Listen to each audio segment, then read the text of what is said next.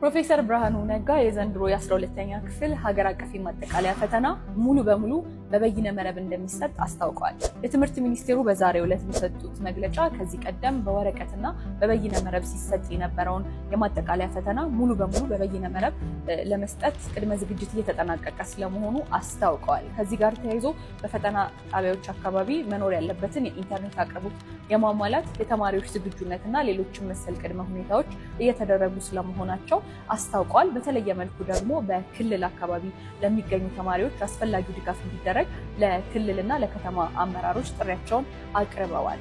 በሌላ መልኩ ተማሪዎች ደግሞ በቂ የሆነ ዝግጁነት እንዲኖራቸው በሚሰጡ የሞዴል ፈተናዎች ላይ የማለማመድ ስራ እንደሚሰራ ነው ያመላከቱት። ሀገራችን አጋጥሟት የነበረውን የትምህርት ስብራት ለማከም ይህን መሰል እርምጃዎች አስፈላጊ ስለመሆናቸውን በመረጃው ላይ ተመላክቷል።